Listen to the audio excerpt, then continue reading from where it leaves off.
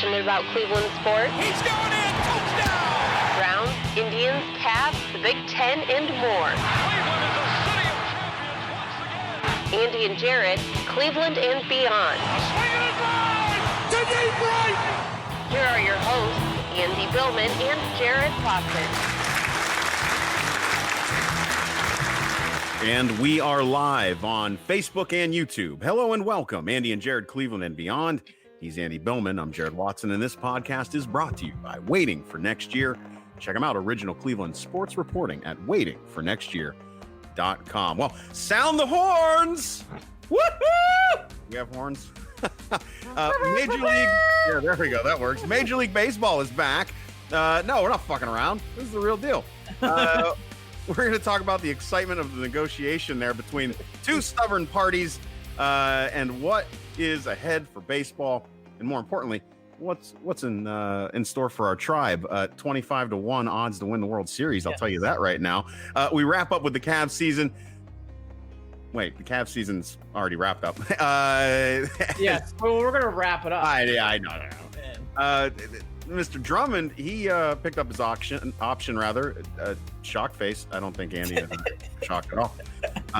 Take the money that you can right now. Take every nickel and dime you can get. Because there's no guarantees, right? And ESPN, dude, all right, look, I will come from a place of cultural humility when we discuss this later. Yes. But recognizing my privilege as a middle-aged white man, I can do that. I really can. I'm not being facetious here. I'm not being a dick when I say that. I'm being sincere. But ESPN is going to relive the decision on Sunday and take a look back at that and put a little bit of a spin on it that I think is a stretch. And I think ESPN's, well, again, we'll get Gotta it. wait to see it. All right, we'll see how they do it if they can make it work. But let's just be fair. That was a tough night. Tough night, and everyone, even LeBron agrees, if I remember correctly. Hey, so can't wait for that. But first, cue the song Center Field. Yeah, let's do that. The tribe is back, baby. Well, if you love a good game of Monopoly and you say, well, how do I make it more fun? You say, well, why don't I watch people play Monopoly? If you say you love fantasy, anything, you say you know what's more fun watching it. We saw people bickering over dollar bills and all these different things, and we finally came to a joyous moment basically on Tuesday. Everything came together. 60-game season. Holly fucking hallelujah. Of course, there's dramatics, as on Monday the union turned down the opportunity to sign an agreement because they wanted to hold the grievance. That's basically what it comes down to. All these other details we'll get through, but what it came down to is, for people who haven't been following, the vote was voted down by the players 33-5. And then they basically did for one reason. They want to hold the chance to go into an arbitrator, which, by the way, does not sound like at this time they're going to do that. But they wanted to hold that option. That's the reason why they did it. So everything else, because they've turned down more money, they turned down more opportunities for players to get playoff games. All that stuff went down the tubes with this. So, the bigger thing here from this whole thing, and then we'll get to the fun of it, just to recap and put a bow on this shit. Yeah. I really felt this way in the last podcast. I'm going to echo it again. I am not pro-union. I am not pro-player in this. I'm very much in between. The only thing I am pro-player on big time is the money. They should have gotten more compensation for the money made in the last 4 years. I do agree with that. However, I don't think how it was handled here was properly done on either side. I thought it came out to be a big mess, as everybody alluded to. And Jarid, I just hope that through this now, this will be a quick memory loss so they can get fans in the stands. And I think it's smart they're getting ahead of the NBA. Well, the good news is everyone is desperate to watch some sports, and they'll take it. Golf is great, but it's not going to get us through.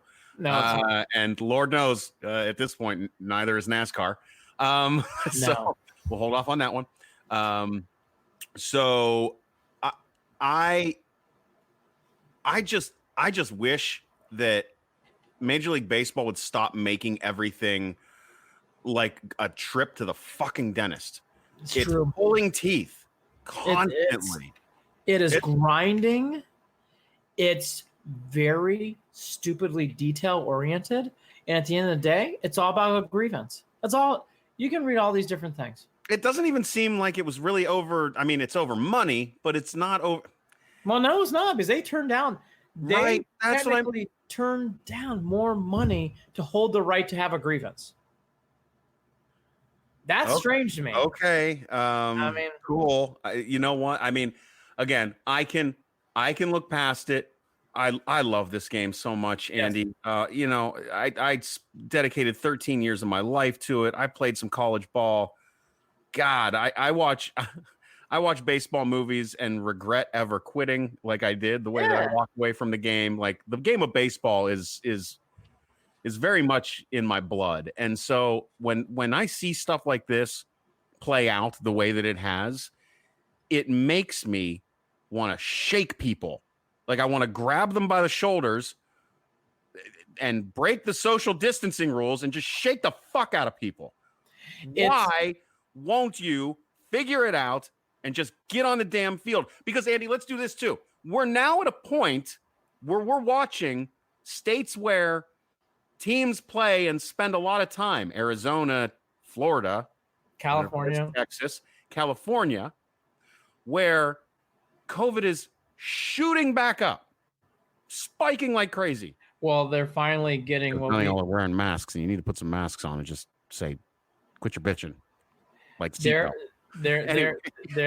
is a huge wave.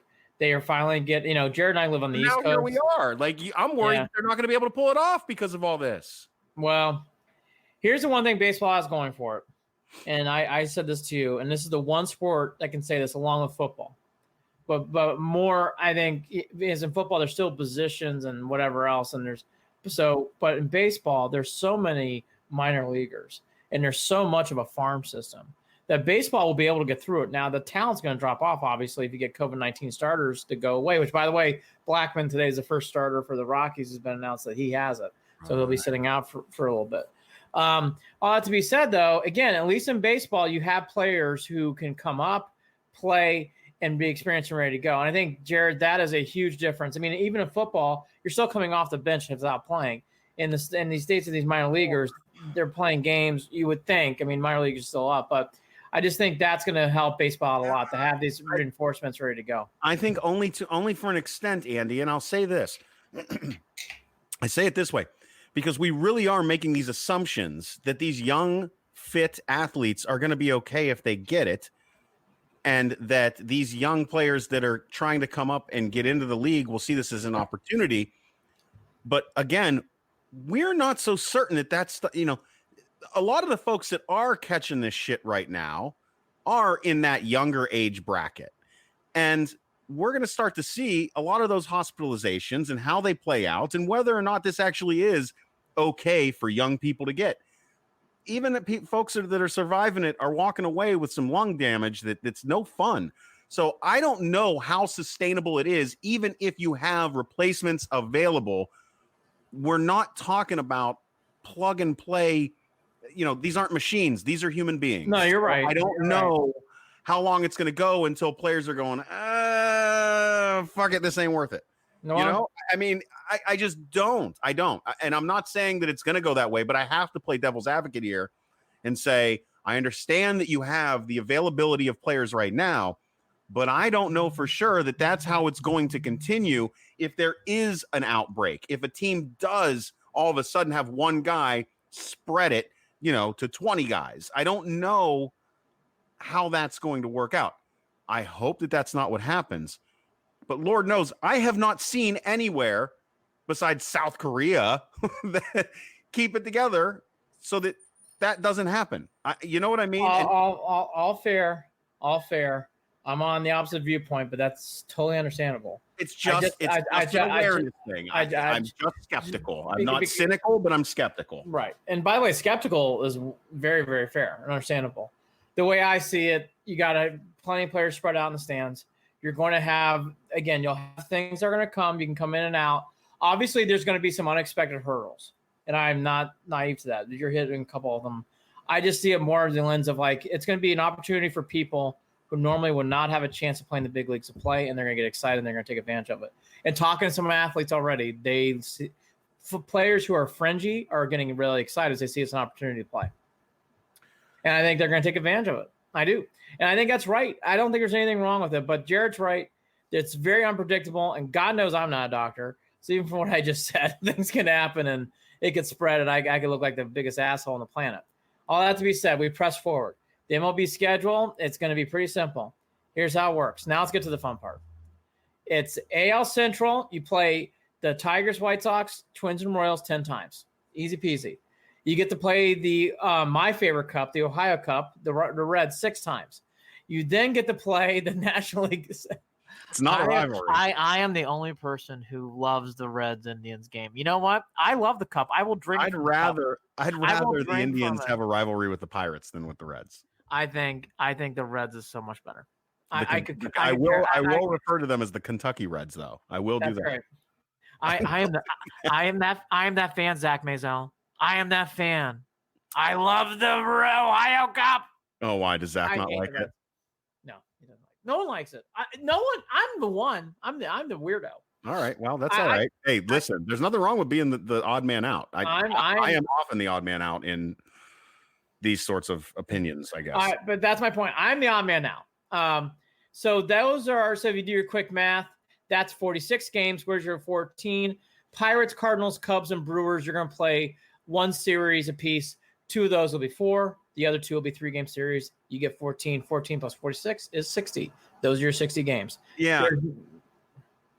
Andy, let's talk about that for a minute. The breakdown of the schedule. Yep. I like that it's heavy on divisional play. Yep. I don't know that I like that they flipped all the way across the board and went to interleague play for the remaining 20. I don't need interleague play, especially in a shortened season. I like the idea of not having familiarity with teams that you may end up playing in the playoffs or in the World Series later, rather. You know what I mean? I mean, if let's put it this way: if it ends up being Indians Cubs again in the World Series, and the Indians, win, take the series during the regular season, I don't know. Maybe I'm making more of it than I should, right? Maybe I'm looking a gift horse in the mouth. Maybe I should just be grateful that they're going to get on the field and play.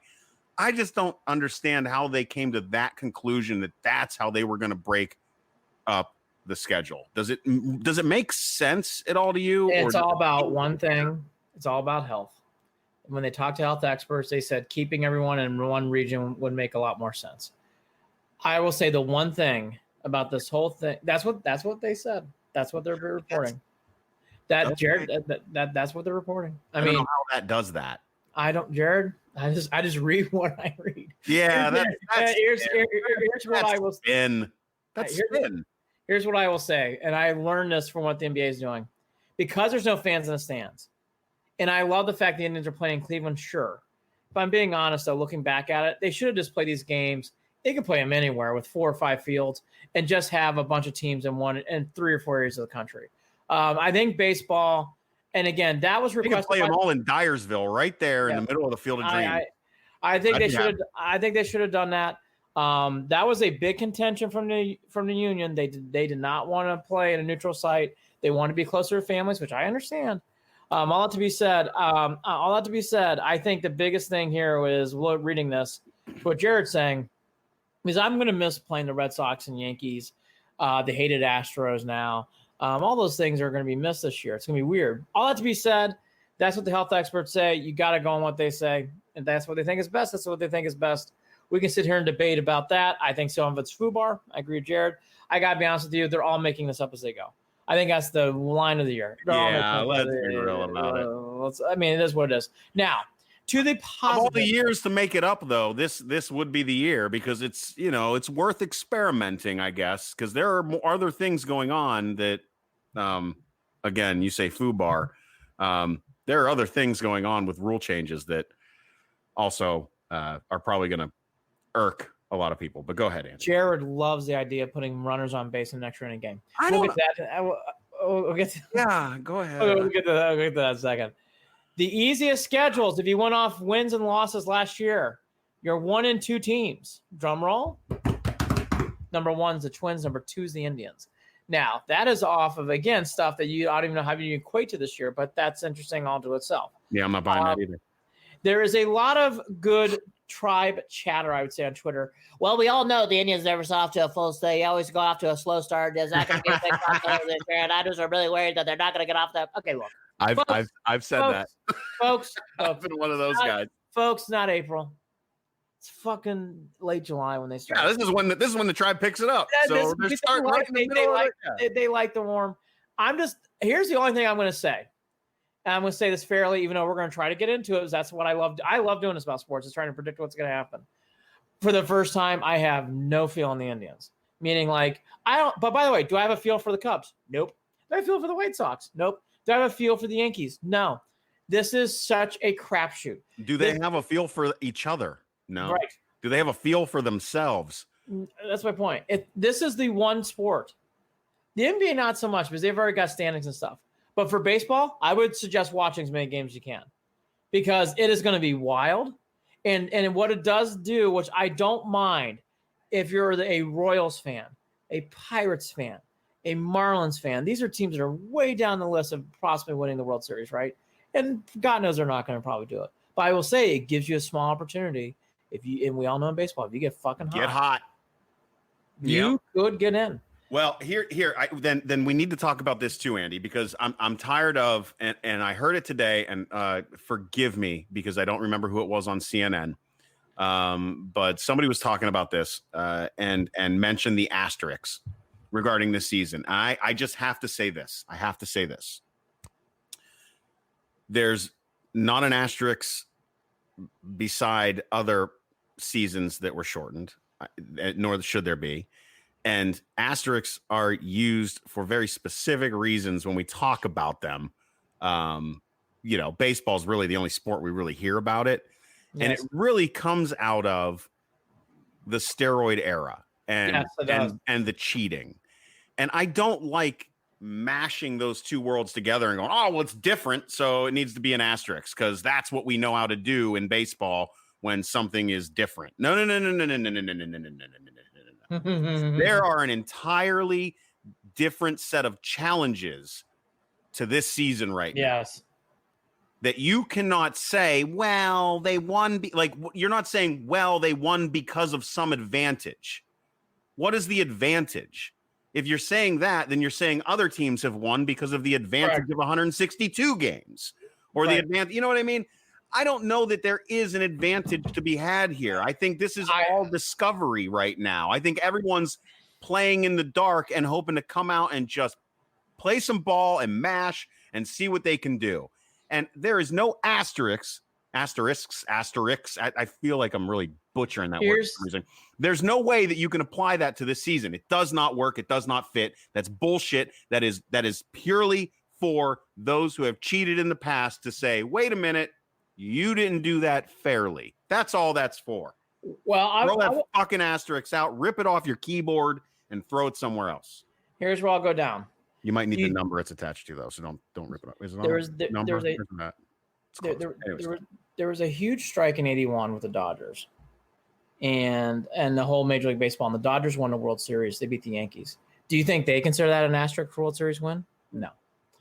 There's been other moments like this. Let me just tell you, because I live in this area of the country. We have to survive the NBA. If the Yankees win it all, the Yankees will not consider this an asterisk. No. Okay, so let me just do the Warriors, and I know I'm jumping leagues here, but do the Warriors consider it an asterisk in 2015? I mean, you're right. Again, I think it's they didn't play a fully staffed Cavs team. Here's where I'm going to leave it. There's been a huge discussion about this, so I'm not naive. There's going to be discussions about this. It is a season, and this is the true endurance of a front office. And I meant what I said. Jared's right about health concerns, all that said. But if we have been accurate, which I think we have been, the Indians and everybody, every other team too, if you have run your front office well and you believe you can, you will succeed in this season, in my opinion, because it is going to be a mental attrition more than physical. Oh, yeah. This is not 162. This is 60. Yeah. It's a big difference. So if you believe you planned it right and you budgeted your players correctly and you made the right decisions, you will be fine. Because you know what? Having Giancarlo Stanton on those guys, it doesn't fucking matter. because in those seasons, they come up because they're big players and the season's long and you want them in there. Hey, in this kind of season, it doesn't matter now. You could be young and sparky and hot and you could do it. That's where this is fun because like a great example is for Framil Reyes.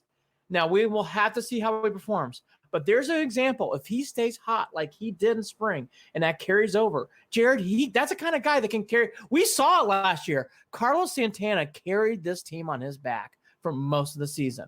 If you play in a shortened season with Carlos Santana last year, the Indians are going to the playoffs, and Santana's dragging them in. That's going to be the fun this year. You're going to see stories like that. I'm telling you. It's a cross between, something that the purists would love and that I think that, the Sandlot kids would love. Yes. You're a shortened season. The pressure's always on, yet it's not pressure because you're just grateful to be there. There's a lot of like mixed emotions, I think, that players and coaches and front offices and viewers alike are going to feel throughout this because it's such a man. It reminds you why you love the game. It brings the kid out in you. It reminds you of how important competition is just within life and, and being a human being and enjoying this sort of thing, Baseball, because there's no 162. This is pure competition, which I love. Innings are now big. Simber getting outs is now big in a spot when they're up 2 runs. These games, Jared, are going to mean more because you only got 60. And I think that's going to be great. It's going to feel more like college baseball. Yeah, like a tournament. Yeah, it really, really is. It's going to feel like, actually, for the first time, more like the World Cup, where you basically have group stages, which is what we're in now, and you're going to advance from group stages. And you know what? That is what I like. Actually, that's what I'll compare it to. It reminds me a lot of the World Cup. Let's be real about this too, Andy. I got to say it, and it's something that's eaten at me for a long time. As much as I love baseball, as much as I love, constantly every night walking around with a speaker in my pocket, Bluetooth turned on, listening to Tom Hamilton call games, in the middle of dinner with my family at the table, because that's the kind of asshole I've always been. I don't know what you're talking about. I don't. Yeah, and paid for MLB, streaming for the past 15 years. I don't think we need 162 games ever. I'm saying and that's where I'm at. Well, this has been debated for a long time, and here's where baseball's going to have a problem. It's all about do re mi. Sure. So they're never going to get over 162, but people forgot. Before the spike up in baseball, which is really after when during the season the Royals won, was when the spike up happened. That was a big debate in that labor union, was they wanted to possibly take off games. But again, that means less compensation, and the player said, hell no, and away you go. That's how they got to that last agreement. And Jared, it's going to be hard. That is the biggest problem with all these sports. Once you start adding games in, it's hard taking games out. And it's nothing more than money for the players. It's hard to fill the seats day in and day out for other teams. Jared's all right. So it's not money out of their pockets. They're being short-sighted in that fact. I think there's no way. You cannot tell me that a league that plays 16 games a year and pulls in a shit ton of money every year, revenue-wise, from a million different outlets and fills every seat every game for almost everybody. You can't tell me that quantity beats quality. You can't tell me that. Here's where the asterisk theory goes away for what you'll like. If people enjoy it, so I think people are going to enjoy it more than what you think. I really do.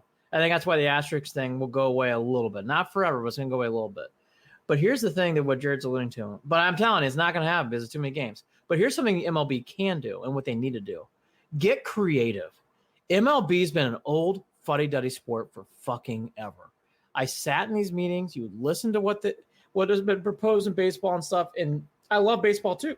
And they're good men and good women that work for the game. But this game, it feels stale, feels old. Now, it has some things, and it has some excitement and stuff. Joe Charbonneau is ready for a comeback. Paul Flynn on Facebook. Oh, my God. Bring me back. Joe was Rookie of the Year a year before I was born. I know. God, Joe Charbonneau. My favorite Indian from the blast from the past 80s, outside of Corey Snyder and obviously Joe Carter, is Brooke Jacoby. I love Brooke Jacoby. Who doesn't love Brooke? Love Brooke Jacoby. He's our all-star. I mean, before that, it was Julio Franco and Brett Butler, but we obviously traded them because they were too good. All that to be said, by the way, I do think this baseball thing though will create some new excitement. No matter how this breaks down to what Jared's alluding to, and by the way, the contract ends at the end of 2021. They need to talk about adding some excitement back into the game. And I think one of the things you can do is changing up 162, not to be just 162 when you roll out the schedules. You can do fun things. Baseball has never done that, Jared. They don't do that stuff. They do one or two things. Patriots Day for the Red Sox, and a few like the Reds play the first game of that parade, and that's about it. Baseball doesn't take advantage like NFL, like the NBA, like college football, like college basketball. They've never taken advantage of things to make these games more fun. They just say, we're just going to roll the games out and everybody's going to play. And in the last game of the year, we're going to have the Orioles and Yankees play in an empty stadium at Camden Yards. Why the fuck would you? I mean, they do this every year where they have games. It's like in the last week of the season, Yankees and Blue Jays. I mean, why would you do that? You got to think about your league. Make it more exciting. Make it more fun. Andy, we're talking about guys that could barely get their shit together enough to agree on a 60-game season. Jared, I'm not surprised at any of that. They all have their heads up their ass regarding exciting. The way forward for this game. Again, you don't have to do a lot. I've learned this about sports, but little simple twist. USC playing Alabama to begin the year. Oregon playing Ohio State. We talked about in the last podcast. Ohio State, Alabama playing in these neutral sites, in these big things. Now, in that case, they're playing in each other's campus. But these little twists, they do it all the time in the NFL. They do simple little things to make these games more exciting. They start off the year on Thursday night with the Super Bowl champion. It's minor, simple There's things. only so many Yankees primetime ESPN. I mean, that's Jared, the only thing. That's the only thing that anyone. You know what I mean? Jared. I mean, how many times do you have to? I mean, look. I'll stop there so we can go on and on, but I'll say again, 162 is not going away, but that doesn't mean the season can't be exciting. Make it exciting. Make it exciting. These other sports do. You do fucking nothing, and I love you, baseball. Outside the Red Sox playing on Patriots Day and the Reds in that opening parade, that's all we fucking got. Everything else is a crapshoot. And again, all these last games of the year, I mean, last year too, okay, it kind of worked out because the Nationals and Indians were both good, but National Indians playing in the last week of the year, I mean, that didn't make sense either. Play games that have some zip and meaning. I was at that game, and you know what I did? I watched the Browns beat the Ravens. That's what I did. I was in a booth. I was in the box watching the poor Clevenger. Yeah. I didn't watch him throw his last game. I was watching the Browns play the best game of the season. That's what I did at the game. Nick Chubb and I drank a lot of beer. Nick Chubb running. But again, end of the year games. You want to put Marlins Diamondbacks the last game of the year? I get that. Yes. You want to put these bad teams playing against each other at the end of the year? Yes. But again, Indians Nationals, I mean, it worked out, but I mean, don't we want Indians Twins? Don't we want some zip and some excitement and some big games in Indians the year? Nationals? No, the Nationals doesn't roll the tone. They were walking into the playoffs anyway. Anyways. The Indians ran out of gas, and it was no fun. Baseball needs to get creative. Okay, but they're playing ball. Okay. Fun. Now here's where the creativity of baseball has shown up. Jared Watson, here we go. An experiment fueled by health and safety concerns. All extra inning games now will start with a runner on second base until one team wins. Did you say that it was for health concerns? I'll read it again. So the prior 9 fucking innings didn't matter. That they're all huffing and puffing and breathing on each other. That shit don't matter. Is that what you're saying? No, don't matter. That it's the 10th inning that we better end this quickly. They've been around each other for too long and they haven't social distance. Everybody's hot. Are you who hires both the PR folks for Major League Baseball and the health experts that they're quoting here as reason for doing this? I'm sorry, Andy. That is just the most asinine, stupid bullshit reason. If you're going to do it, just say we're going to do it because this is the perfect time to try it out. Say that. Say that. That's believable. That makes sense. The rest of it is stupid. You can't play a 9-inning game and then tell me that you're worried about COVID in the 10th inning. You can't do that. You cannot do that. By the way, give me a blindfold and a shot of whiskey if Brad Hand comes in with a runner on second to start the 10th inning. I will be a nervous fucking wreck. He's got to face 3 batters.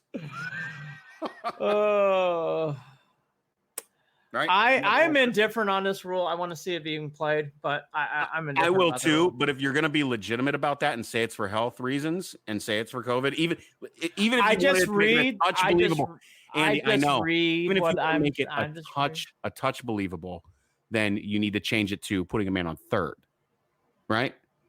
Come on. Put a man on third. Put a man on third. Don't put him on second. Put him on third. I just can't wait for the excitement of late inning games when you know your bullpen's cast and there's a guy at second base to start the 10th. It'll be entertaining. Well, you know what you could. Well, the 10th inning. Yeah, I don't know. Yeah, I don't know. I don't necessarily look. I get it. It's a sudden death kind of a feel, right? That's kind of the feel. If you want to explain it that way, explain it in the way that makes most sense. Again, don't explain it in the way that sounds like you're blowing bullshit up planet Earth's ass to make everyone believe you. Look, this is baseball's biggest problem. We're trying to keep the integrity of the game. Please pass me the sidewalk chalk in a good juice, in a good juicy fruit. I'm sorry. Stick of gum. No, but this is baseball's problem. Like every other sport talks about the excitement and adding entertainment. Baseball, well, we're doing it for safety and health reasons. No, you're not. No, you're not. You're not. We're not. No, you're not. No. That's not reality. By the way, the DH is in, and by the way, that I like that a lot. I like the DH being above. Yes, but even that's the thing, Andy. I'm not even saying they can't sell me man on second. They can. They can sell me man on second. There's no bullshit. Sell me. Sell me. I can't believe how angry I am at this. And I'm more angry at the statement of why than I am the actual change. Health and safety. I can't wait to hear Tom Hamilton say this shit. I cannot wait for Tom to talk about it in the middle of the first time that it happens. I cannot wait. I just want to see. I can't wait to hear Matt Underwood who Hey, in a big I know you meant Rosie. In a big Ohio Cup game, there's nothing more I can't wait in the 10th inning. I want to hear Rosie laughing at Tom. Then we see Greg Allen running out to second base for speed to try to get the winning run home. Actually, Rick Manning will be doing the same thing too. Yes. With Matt Underwood. They're going to, I don't know. Actually, I could see Rick trying to sell it a little bit better. I think it's going to be great. Look, it's fine by me. Again, just don't lie. Don't bullshit. Baseball's biggest problem is they try to keep this sacred game. It's almost like, hey, back in the 70s, there was no shot clock, and it's we had like no afraid. Yeah.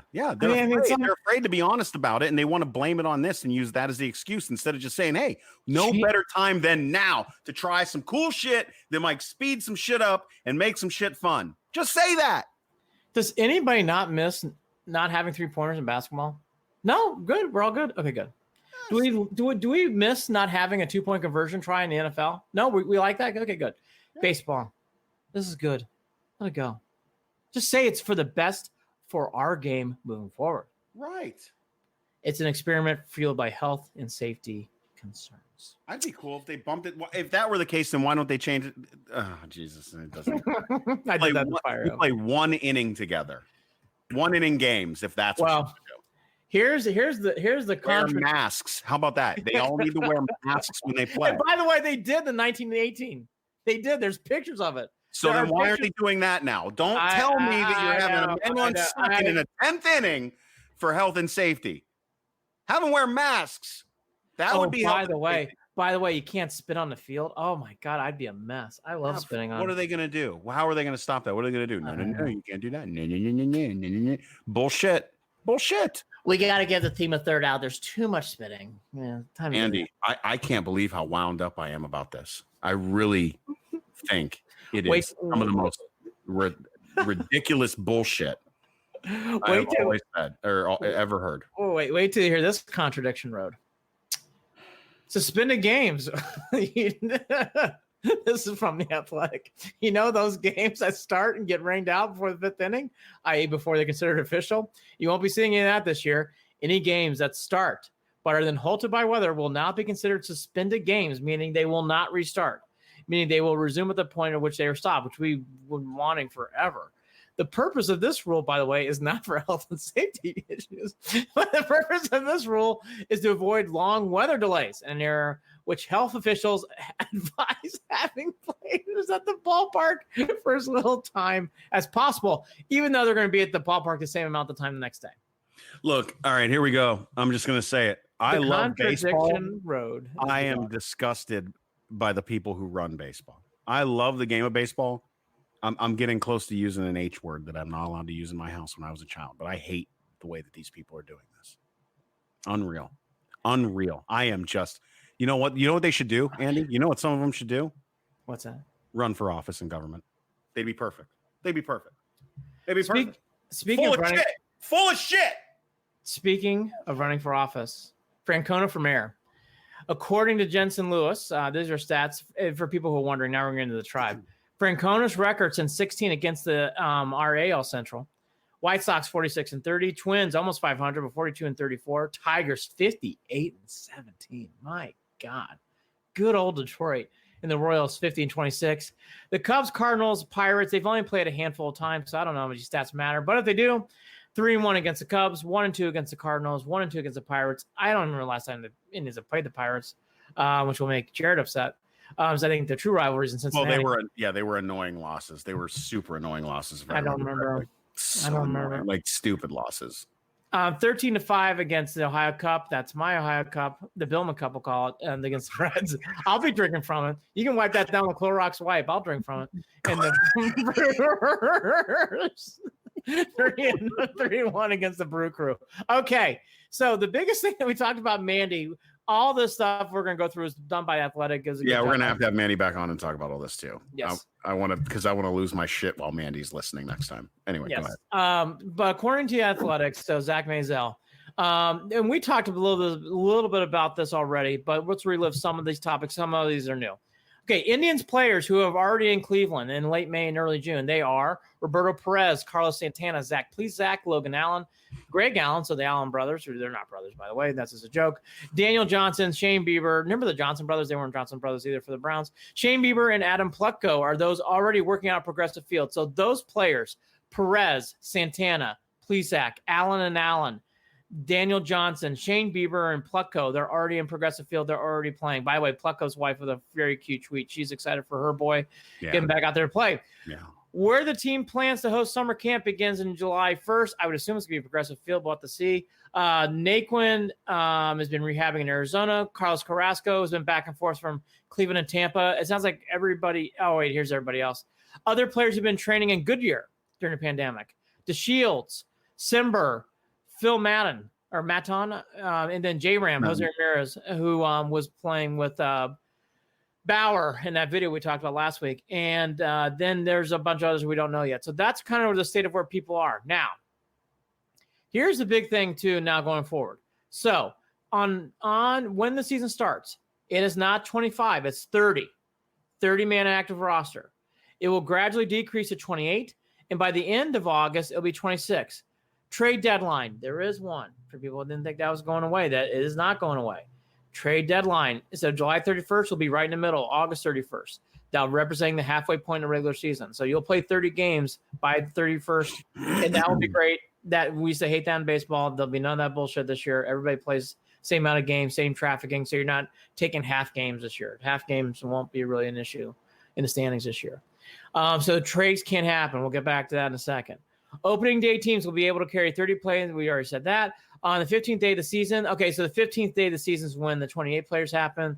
And we already said about the 30-man. So that's done. All road trips. This is an interesting one. All road trips. teams would be allowed to carry up to 3 players in a quote-unquote taxi squad, including 1 catcher. Those players would not receive Major League service time, but would be on hand in case teams need to make a change on their roster for COVID reasons. So you will have players. So at the beginning of the season, if you have a road game, you're going to have as many as 33 players ready. 30 on your active roster, but 3 extra. So that's going to – so when you hear the word taxi squad, that literally what it is. It's only for road games, not home. Both position players and pitchers would require a 10-day injury list, blah, blah, blah, blah, blah. There's going to be a COVID-19 list, which we all knew was going to happen. And then there's a 60-day DL list, but I don't think that's really that big. Okay, now to on-the-field ship. It's not DL anymore, though, right? IL. That's right. Why did they change that again? Because it sounded it sounded kind of, well, I guess, offensive. Disabled instead of disabled list. Okay, disabled. Yeah. It was the word disabled as opposed to injured, right? Is Very it fair. injured? It's injured. Yeah. It doesn't matter. Very progressive of baseball. Of all the things they've done, they're very progressive there. That was done for health and safety. But I agree with that one. But So IL. Okay, we talked about this in Mandy. Everything's leading towards Plesac and Plutko being 4 and 5. Savali seems to be the odd man out. We'll have to see if that plays out. That's when we talked about last. That has not changed, obviously. So we'll have to see. That's something to watch. Everybody's healthy. Carrasco, Clevenger, everybody will be back. Naquin, he'll be back. He'll be running around playing.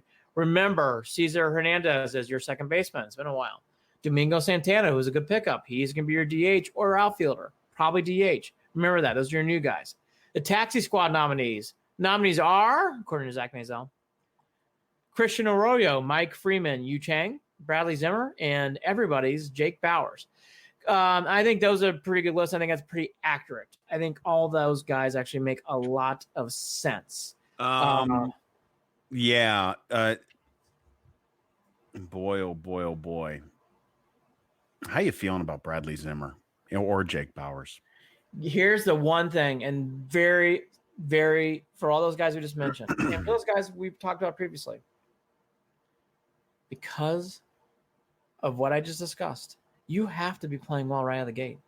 If Bradley Zimmer is raking, you might have to play him. I think you will play him. I think Bradley Zimmer's future relies on him raking. Well, there's opportunities in life, and that doesn't just go for teams. That goes for players. Could be big for Yu Chang. Yu Chang, Mike Freeman, all these guys. It gives look, Mike Freeman. I know. If you can't hit, and it's pretty evident in late July 21st, 22nd, right before the season starts, you have a major decision to make because you can't fuck around these games. If Zimmer's raking, you better play him. Oh boy, yeah. So this is where it becomes very. Boy, I am interested in seeing how Tito handles this tactically. Oh, yes. Because Tito is a very patient man when it comes to letting guys find their groove and find themselves throughout a season. And I'm wondering how he's going to approach this in a season that is nearly a third of the length of a regular season. That is, I will say, if I have to find any potential Achilles heel for Tito, that might be it. Would you agree with that or no? Well, again, you're already in kind of playoff mode, in my opinion. I think the biggest thing that I would do. I hope Tito's in that mode, going, "Fuck it, get him out." Get the other guy. I believe in Terry Francona. So do I think that guy is not naive. If Yu Chang is hitting the ball out of the park a lot in these preseason spring training games, folks, you gotta play him. Can Tito wear a mask and sit outside the dugout for me too, please? Please. He's going to. I hope he is. Is he really going to? Where's that?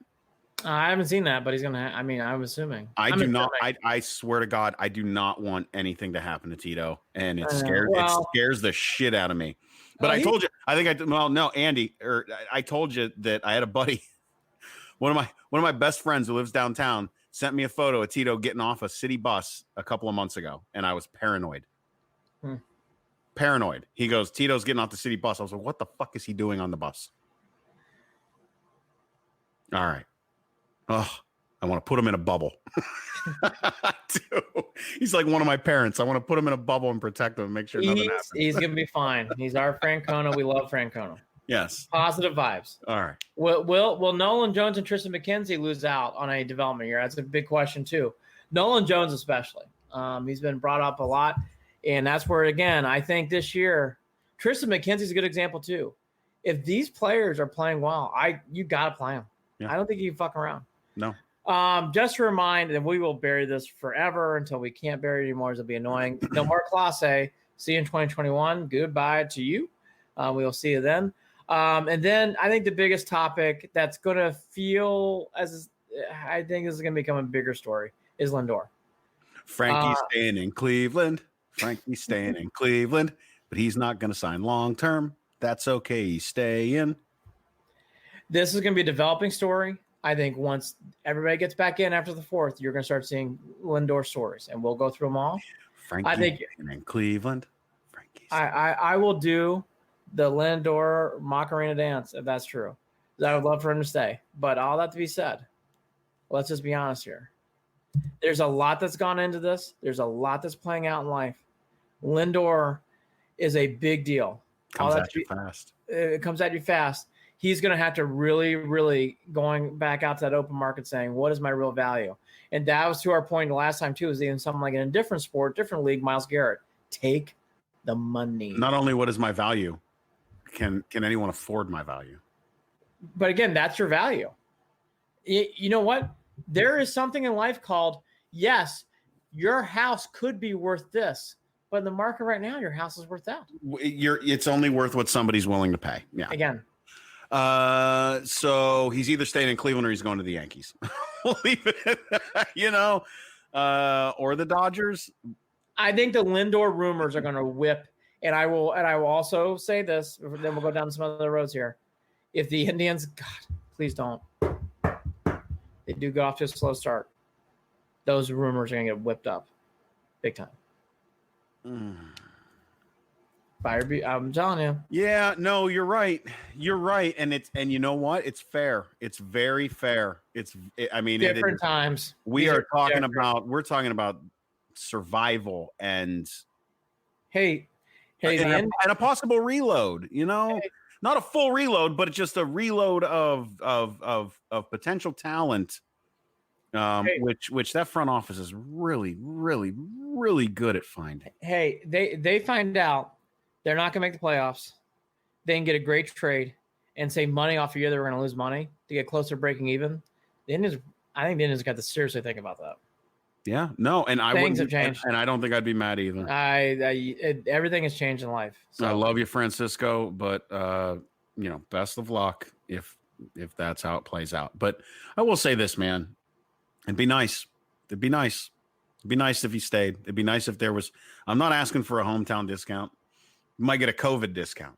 I think the Frankie Lindor. I think the Frankie Lindor story, which was much more narrow in scope with themes, has now really broadened. I think it's day by day, starting when he shows up in Progressive Field for spring training. And I really mean that. I think it's gonna be day by day now, which is going to be grinding for a fan like you and I. But I think it's going to be day by day. You know what, though? I can tell you this: for these next 60 games,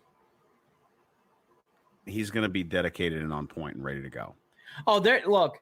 And that makes me happy. So what did Dolan say? Enjoy him. Look, exactly. Enjoy him. Enjoy him. And you know what? I'm going to. Here's the last thing, and then we'll get to more overall baseball, and then we'll flip it to the Cavs. The big thing here with Lindor again, though, in the Indians is this. We believe in this organization. Jared and I brag about it all the time. Some other fans do too. We believe in this. Again, I can't stress this enough. I think it's just as important for the turnoff, for the Antonetti, for the Franconas in our life. Because if they've done their homework and they've done their homework on these players, when things happen, they should have players, yes, who aren't as talented, but could be ready to go. Because again, the biggest thing in baseball is in 162 season, it's a bigger deal. 60 games, if you get red hot for 2-3 months, that's all it takes. Turn up the heat. Yep. So it's going to be a big feel. I think it's going to, again, I love this in a way, but it's going to be very different. It is going to be game by game this year. You better not turn it off. You need to watch every inning, in my opinion. I will be. I'm super stoked. I'm not gonna lie. Like Yeah. I'm fired up, man. I really am. If they can make this happen. Indians have a great chance, but again, the field is open. I really do mean that. I think the field is open, and yeah. Trevor Bauer, our favorite Red, went on some personal tears after this whole thing went down. I would suggest reading about it. I don't know how far we're going to go down these roads, but he gave some interesting things on Twitter. I'll read a couple of them. These are all tweets from Mr. Bauer. Now, to voice my personal opinion, and in no way I'm speaking on behalf of any other player or the union as a whole, I believe there is a deal to be had that is beneficial for everyone involved, and honestly, I'm not sure what the holdup is.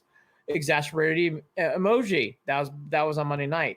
Later on Monday night and Tuesday morning, fans want baseball. The vast majority of players want baseball. Most owners want baseball. Seems like everyone is in agreement, yet we have no baseball. How? It's an absolute death for this industry to keep acting like this, both sides. We're driving the bus off the cliff. How is this good for everyone? COVID-19 already presented a lose-lose situation, and we somehow find to make this worse. Incredible. And then the final thing that I brought up earlier, COVID-19 protections and protections for non-guaranteed arbitration contracts for next year in order to hold on for rights to agree, friends, ... That's kind of what I felt too. Again, it's all about the grievance. We'll have to see how that plays out. Bauer's been very entertaining. If you want to see him or want to see him getting verbal arguments with the following, Kurt Schilling, Aubrey Huff, probably many others. I think Aubrey Huff blocked him because the last comments that Aubrey Huff made with Trevor Bauer, they weren't showing up, and Bauer kind of look. Let's just say this right now: Aubrey Huff is one of the worst people. Not a good guy. He's just a piece of shit. Sorry, Aubrey Huff's a piece of shit. I don't have any not a good guy issues with saying that. Not a good guy. Yeah. So and Trevor is a loose cannon. We know that. So that stuff, if you're into male drama, it's fun to read. Buckle up. It's there for you. Yeah, very strange stuff. Kurt Schilling's kind of a shithead too, you know? Yeah. Not a good guy. All right. Other stories that are non-Indians. I thought Trevor Bauer, though, should be mentioned. If you want some entertainment stuff, I would read his Twitter page. Funny how he stays in the news all the time. Love Trevor in that way.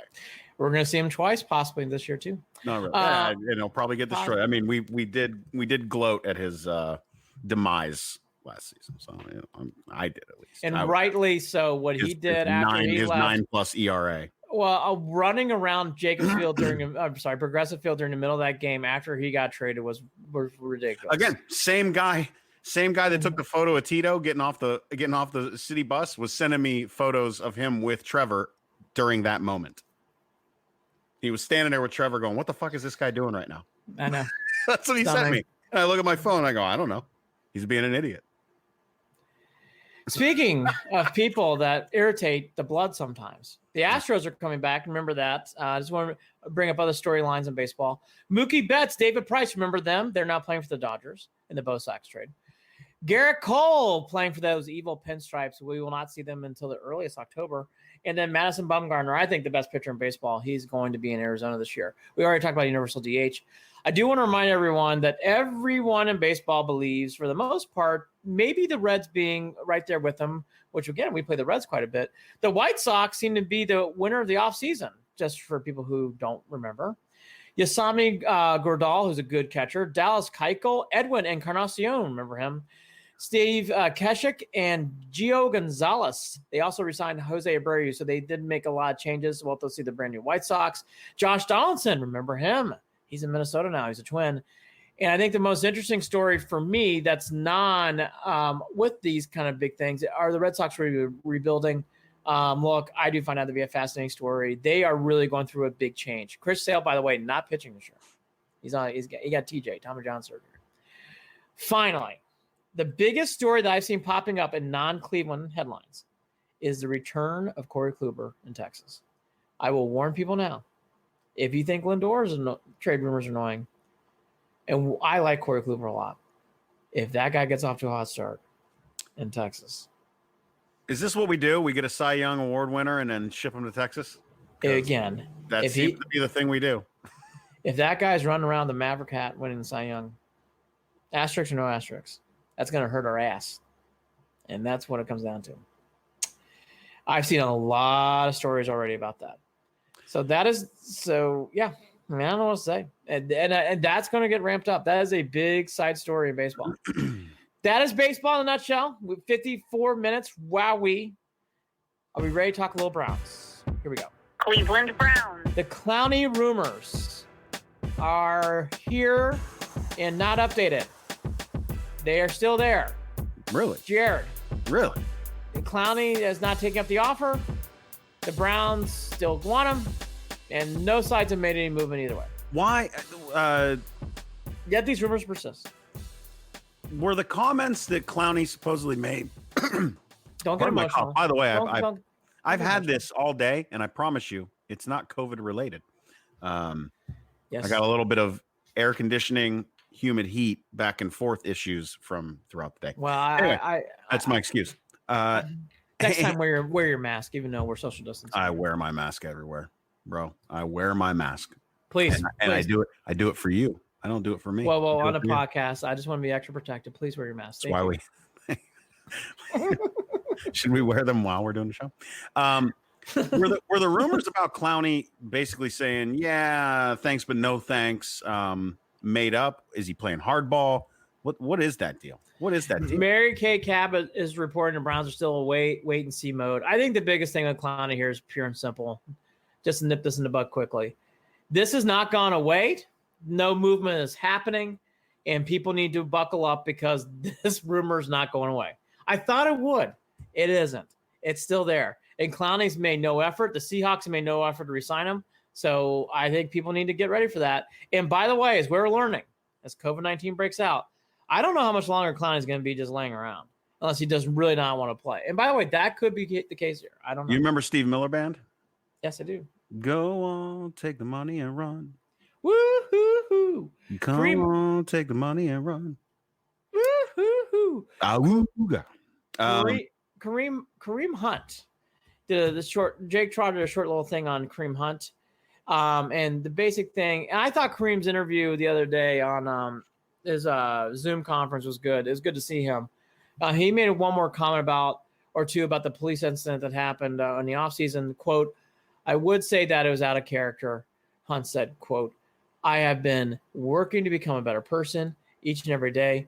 Definitely not looking for anything like that to happen again. I've got to do better. Shouldn't have done it. Ready to move on from that, end quote. Good to hear that kind of stuff. Kareem Hunt, again, it feels like it's been years. 2 years ago, he was an all-pro for the Chiefs. You just hope for a guy like this who's had some issues. You just hope he can stay on a straight and narrow path and become, a guy you can play. I can't get mad at a dude for having weed in the car and speeding. I just can't do it. Can't be mad at him for that. I'm sorry. I'm not going to sit here and pile on with him. I'm not going to. Has he committed any of the other offenses that, the mistakes he's made in the past, at that level? Not even close. I'm sorry. What he was pulled over for and what he was busted with, nope. I'm sorry. That does not register for me as being an issue. It just does not. It does not. You watch the video. You knew he felt terrible, right? You knew he was scared. You knew the cop felt bad for him. Nope. I'm not mad at him. I'm not for that. I'm not for that at all. I'm not. I am so over marijuana anything regarding the law. Arrests, tickets, the fact that it's illegal, any of it. I'm over it. Anyone who's in jail for marijuana, I'm over it. It's bullshit. It's all bullshit. It's a fucking plant. I'm over it. That's where I'm at. So I hope that Kareem continues to do the things that he needs to do to keep his ass out of trouble. I hope that people recognize the difference between what happened a few years ago and getting pulled over and having some weed in the car. I just do not equate that whatsoever to being a major issue. I just don't. It is. I don't care if it's against the law. Even I don't care about. I'm sorry. The law's bullshit. That's where I stand on that. So, anyways, there's me on that issue, specific issue regarding Kareem Hunt. Hunt off the field is got to stay out of trouble, and he knows that. Hunt on the field. I will say this: this is a big year for Kareem Hunt because it's been 2 seasons removed, and he needs to start. You got to start getting back in the groove of the sport. But we know that we know what the issue was last year. Again, all that I know, and I'm just saying he's going to. I hope he does. He's going because this has an opportunity to be a big year for. He's got a coach that knows how to use them. Hopefully, that's really what we're talking about here. Yes, we got a coach that isn't going to hesitate to put both him and Nick Chubb in the backfield at certain times to use Kareem Hunt. Kareem can catch the ball. We know that too. He's like having another wide receiver out on the field at times. He's a wonderful look. On the field. He's a wonderful, wonderful talent. Browns news is going to be few and far between because they got a lot of stuff to figure out between now and when the camp is supposed to open up. So I think you're going to hear more stories on the COVID-19 front, less on the field here in the next few weeks. There's really nothing else going on. I looked around, didn't see a lot. This is going to be the time where the Browns finally pump the brakes, in my opinion, a little bit. Speaking of things like that, so that is where the Browns are. And now let's transition to Drummond's back in the Cavs. Cleveland Cavaliers. 2-time All-Star Andre Drummond says he plans to pick up his player option that'll keep him in Cleveland for another year.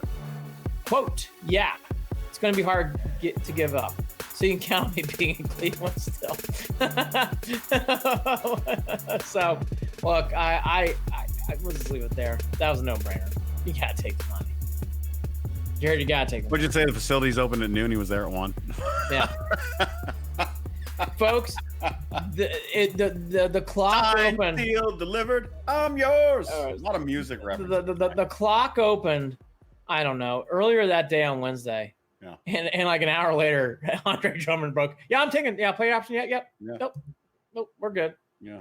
I went online. Email me the PDF. I can sign it. Yeah. Email it right back. Yep. In fact, I already clicked yes.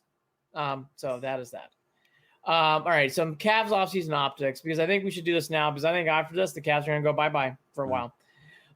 The Tristan Thompson rumors. There are some rumors, Jared, that you are hearing when you're reading. This is according to Cleveland.com. Where they're actually, this is a leak source according to Cleveland.com that talked to them. Quote, I believe there's a slim chance of him resigning as a free agent, a leak source said close to Thompson. Quote, he hasn't necessarily played his final game there. It's a 50-50, a source said when asked about the chances of Thompson returning to Cleveland. Yeah. End quote.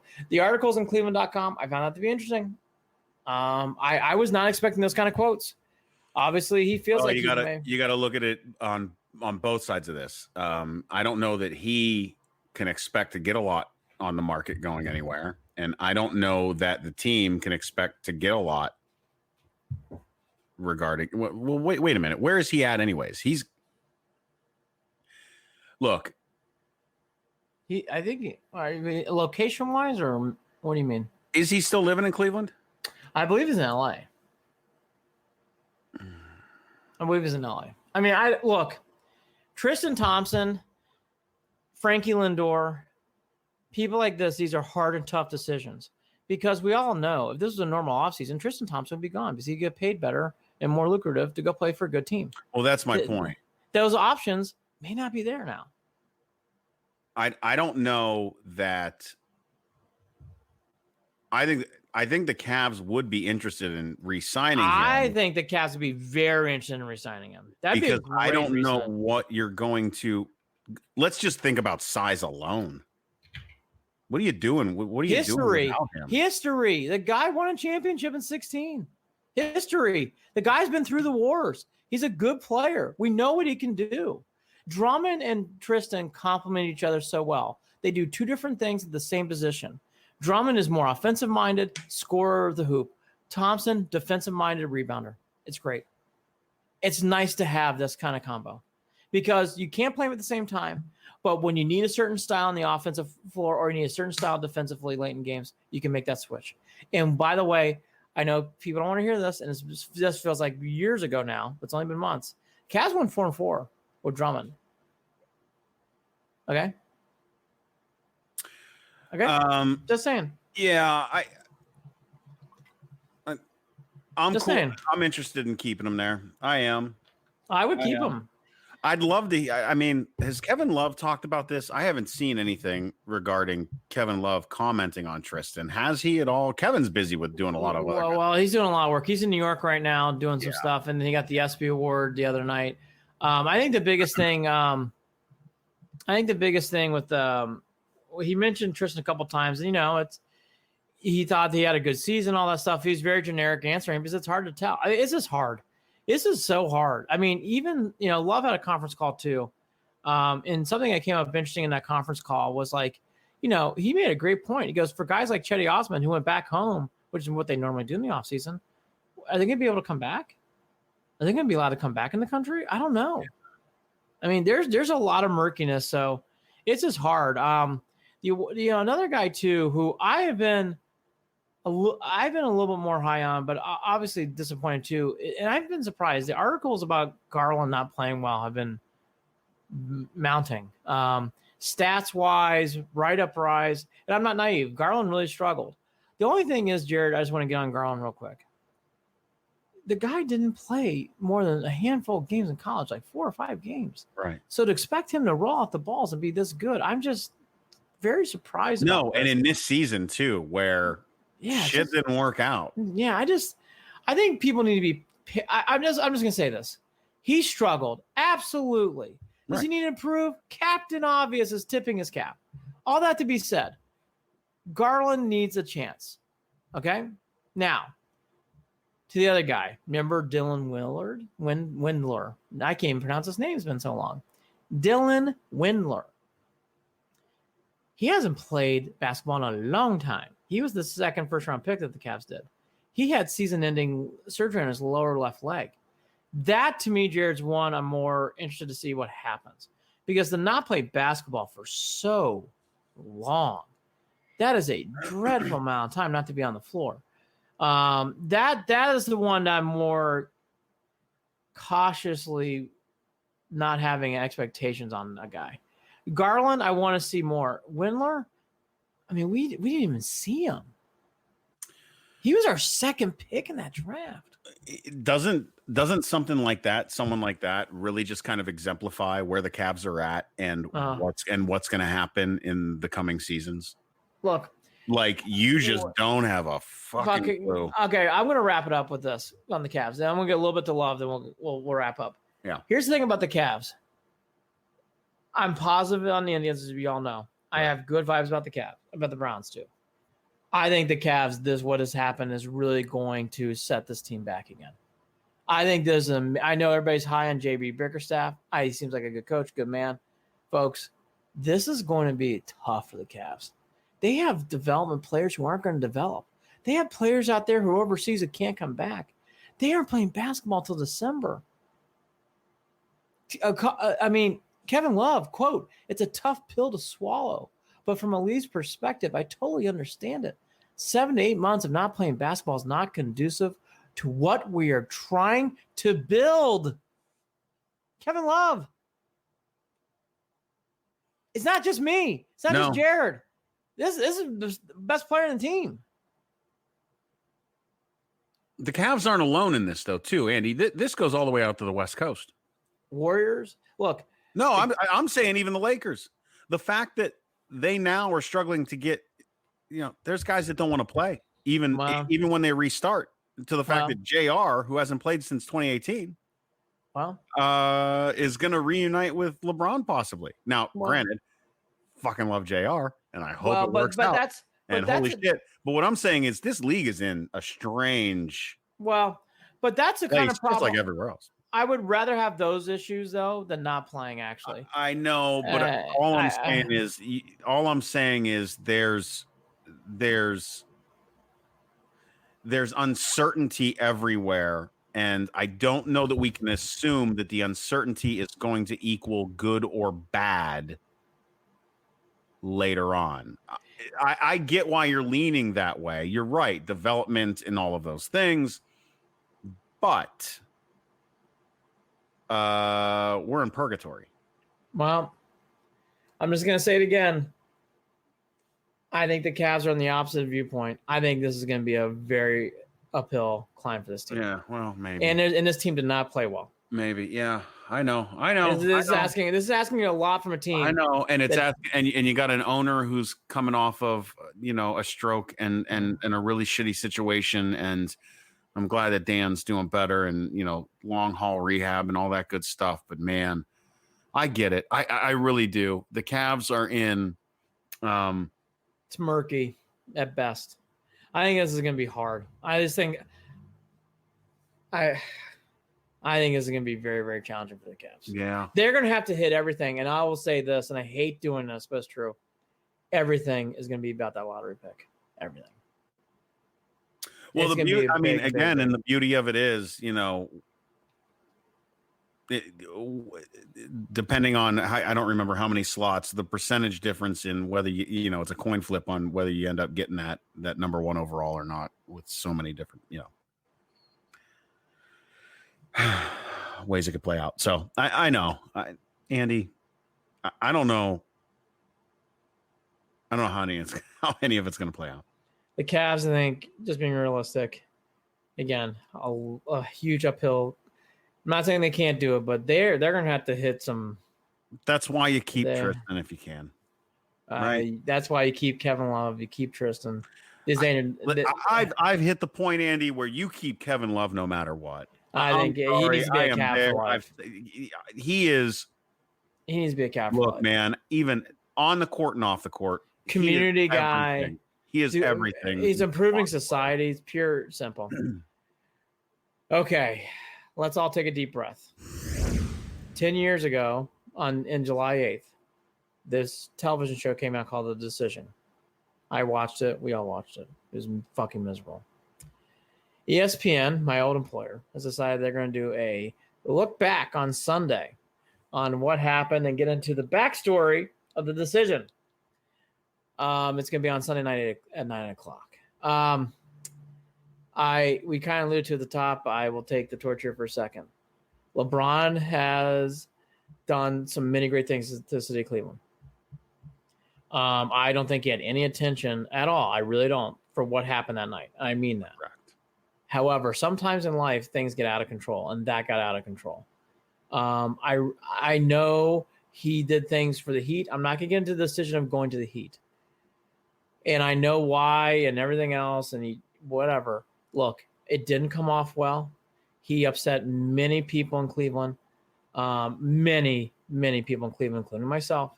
I did not like how I was handled. I'm sorry. I don't. I was very, very disappointed and sad. I was really, really down. I just did not think the city of Cleveland came off well and all in that. All that to be said, we won a championship, so I've forgiven LeBron. I'm good. I've forgiven LeBron.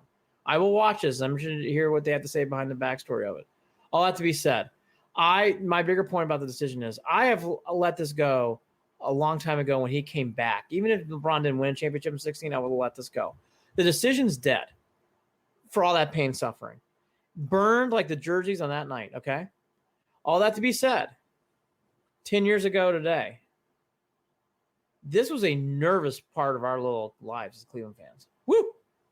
I mean, it was every day Chris Broussard reading things, hearing things from Wendy. Because Chris Broussard and Wendy were going back and forth throughout the entire time, felt like. So it's amazing now how we've come all this way. We won a championship. All this stuff's great. All that to be said, I will watch as I want to see what they have to say about this. And for not good reasons, it was bad. I was so down. It wasn't the move, but it was close. So it was close.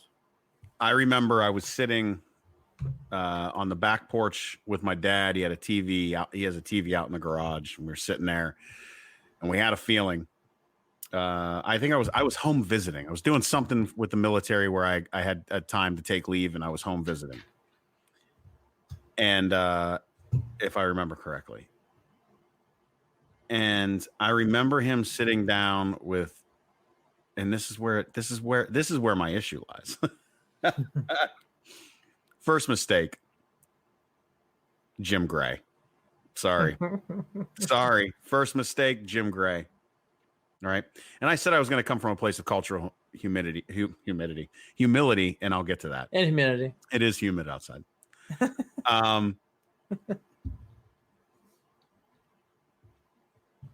I never burned a jersey. Nope. I never said, fuck you, LeBron, I hate you. I never said that. Right. I never wrote a letter. I never did that. What I did was I took my jersey, my LeBron jersey, and I gave it away to Goodwill. Here, somebody else can wear this that needs it, right? Yep. And I was just hurt and disappointed. Yes, I was too. Because it felt like it was a very me moment without recognizing that it was more than him in the room.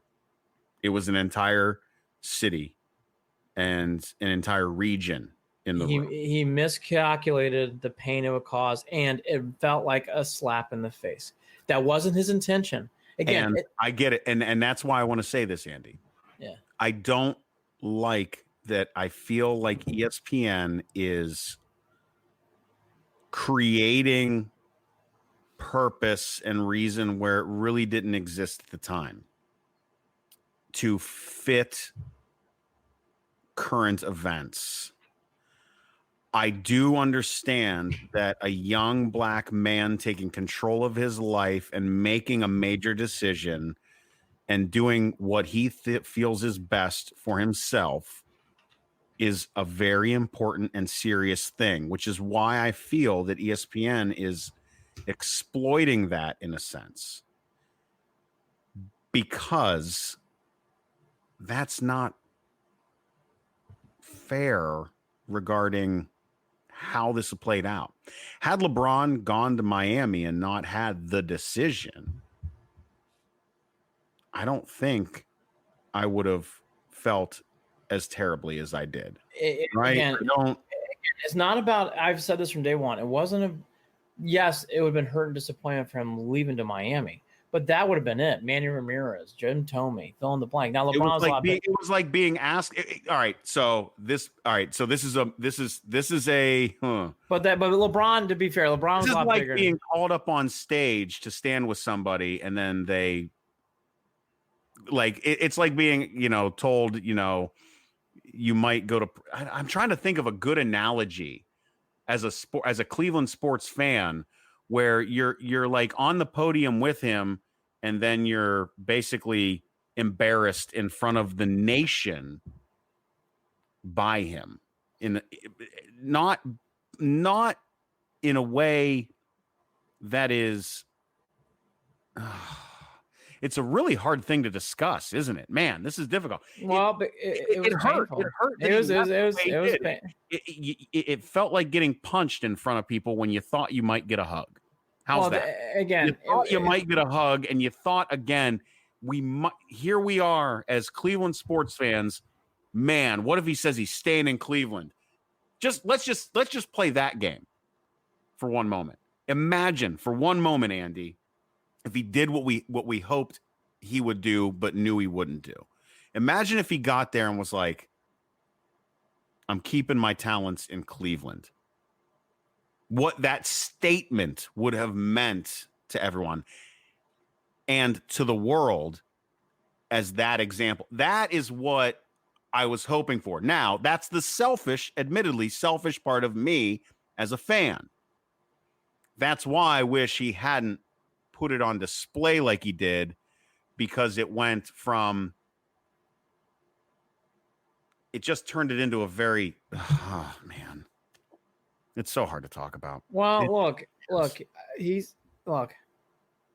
the end of the day, I love LeBron. He's done a lot of great things for the city of Cleveland. Always. This is the one thing I'm telling you. I think he's the greatest basketball player of all time. I love LeBron and what he's done for the city of Akron, what he's done for Cleveland's everything great. Always. Look, always. I cried when he came back to Cleveland. I couldn't believe it. I felt like, Yeah, it was great. the greatest. In 2016, it's the greatest. It's always going to be there. We just did a show all about this. Yeah, So, no, it's all great. Again, I just don't know what ESPN is doing with this like this. well, we got to watch it. We haven't watched it yet. We don't know. I know. But look, it's making the news rounds. What to see. And I will remain open to that, Andy. I will remain open. Again, it's not a problem that he went to Miami. That would have bothered us. It bothered me. That's different. That happens. That's happened in sports a lot. That happens. Not just Cleveland, other teams, other cities too. It does happen. Okay. The way it went down, the whole thing, and it really, really. And again, Jim Gray. Well, yeah. Again, Jim Gray. Yeah. All that to be said, we'll have to watch it and see what we learn in that presentation. All right, to wrap it up. We'll see how they can put a bow on it. Yeah, let's see what they can do. College football. Paul Feinbaum was on KNR earlier this week, and he even mentioned now he's really curious to see if they can pull off the college football season. I think the big thing you're going to start seeing now is these neutral site games being played in, between SC and Bama and Jerry's World. I don't know if you're going to see that now. That you're going to probably see one of those games at a home location, stuff like that. I think that's step one. But look, the carpet's been rolled out to reality. 23 players in Clemson, 13 in Texas. Kansas State suspends all football workouts for 14 days. Boise State has not only canceled athletics for a little bit, they are closing down their campus facilities. Woof! For the remainder of the week, amid an increase of community-based coronavirus cases. So, again, this is just the start. It's a long road. We'll have to see. But wow, rough start. I mean, that was the roughest start you could have for college football. PGA is now going up against it. Koepka had to withdraw today from the tournaments coming up. His caddy got it. Webb Simpson actually had to withdraw because he was in that circle of people. He just won last week. So Webb Simpson is a player who wins on tour. He just won again. He's been hot lately. So the PGA is starting to go through some early signs of it. All that to be said, to Jared, what he alluded to at the top is very true when you're hearing what's going on in college football, when you hear what's going on for PGA. By the way, today was the first day of testing for the NBA, so you're going to start hearing things coming out about that too, which you already started to see leaks about. So that stuff's also coming out. So, you got to buckle up. Sports is great. I'm happy sports is back. It does not mean this is going to be a clean in and out process. COVID-19 is going to happen, and you just got to be aware of it. Now, to finally end on NASCAR and Bubba Wallace. Yeah. I am not a NASCAR fan per se. I don't watch NASCAR. I used to watch the Daytona 500 once in a while, maybe the Brickyard, but honestly, I truthfully, I didn't realize Kurt Busch had won NASCAR up until a few weeks ago. So that's how out of it I am. I just don't know. I would have said Jimmy Johnson. I don't even know if he's that competitive anymore on that level. He is. I did happen because it was on the news everywhere on Sunday. The awful Confederate flag thing that has to go away. It's terrible. All that stuff's awful. And I saw that NASCAR obviously kept him out of the stands and out of the tracks, but there's things being flown across, the track itself, and there's people still selling Confederate flags, which I think is terrible. All that stuff's terrible. All of it's terrible. I've been bitching about that flag for the past 5-6 years, way before any of this, Andy. I'm with you 100%. Look, I live in the United States of America. I wore the uniform of the United States of America. I didn't serve to support that bullshit. I'm sorry. The Confederacy lost. That is not a country. It does not exist. And I'm just not a fan of it. You can say, that's Southern culture and Southern pride all fucking day, and I will never be able to understand it. I just will not, because it comes from a place of oppression. It comes from a place of holding other people down. It comes from a place of chasing a black man who is running and killing him in cold blood. That is where that comes from. Yeah. Okay. Sorry, I have no place for it in my life. Zero. By the way, I don't think people should be making Confederate flags. All that shit's got to stop. Stop. It's got to stop. I am in the Bubba Wallace camp of thinking he's a good guy. I like Bubba Wallace. I don't know what to say about this whole news story. It is a lot that's going on there. It is very, very murky. Where I'm going to leave it as, I'm rooting for Bubba Wallace. I want him to see him do well, but I have to say this whole news story in the garage and the FBI finding it and what they found and reported. That whole story, I think there's a lot more to come on that. Yeah, it makes things difficult, Andy. It makes things difficult because it undercuts the very real conversations that are going on. It undercuts the very real problems that we see, and it puts on display a sort of it brings out the skepticism in people, the cynicism in people, where they believe that it's a put on and it's a ruse and it's a Jussie Smollett 2.0 and things that we and you see folks on Twitter that are really good in this field, like Bomani Jones, having to deal with a lot of really shitty people coming at him because of this. And I'm going to stand there too and support Bubba Wallace. And I really do hope that this was not what people are claiming it to be. The new situation is there's a lot more to come on that. Yeah. And it's pretty clear from the FBI report. I think so. The one thing I will say, though, going back to the sport of NASCAR, I do think NASCAR clearly is in a crisis point, and they need to be very much aware of where they're at publicly and what's going on moving forward. And honestly, if I were NASCAR, I would think about taking a break and trying to figure out what to do going forward. Because right now, this is not working out. They're on the right side of history in regard to the decision that they're making. They're on the right side. Oh, that's true. With the entire organization behind Bubba Wallace and pushing his car, all of those things are the right way to do it. Of course. And on the right side of history, no doubt in my mind. Of course. But, now here's that but, and I don't even like using the but. How about this? How about and? Let's get rid of but, because but is not good. I don't want to take away from it. So I'm not going to. And again, I'm going to try to fix the words that come out of my mouth when I'm having these discussions. So not but, I'm going to say and it's not looking good when this is how this is playing out. This is a situation that can undermine the very real problems and real conversations, because it's fuel for the fodder for those who want to, continue those old ways. And I just, nope, I've got no patience for it. Look, that's true.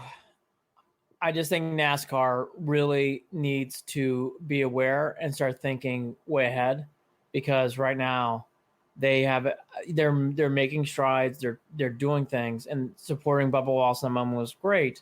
However, even before what happened on the fallout of the FBI report and whatever that is, it is. Even that to be said, though, Jared, still people close enough to the track selling Confederate flags, things being flown over a racetrack.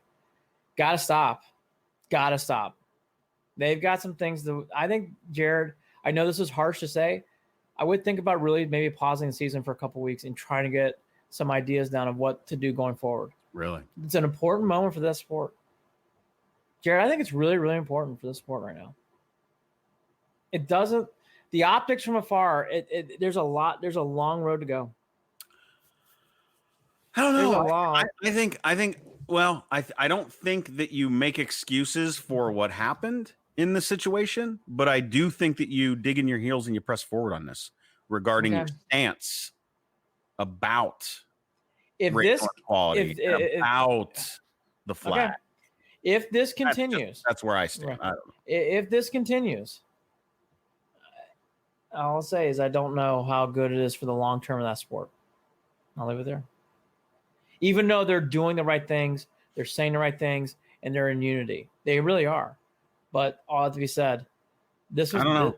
I think doing the right thing and continuing to do the right thing is the right thing. But again, like you said, there's more that's going to come out possibly. And if more comes out that doesn't look good, those things are going to happen no matter what. I don't know I don't know. NASCAR is a big couple weeks for NASCAR. So I'll leave it. It's a big couple weeks from NASCAR. Man, it was so much easier to talk about baseball.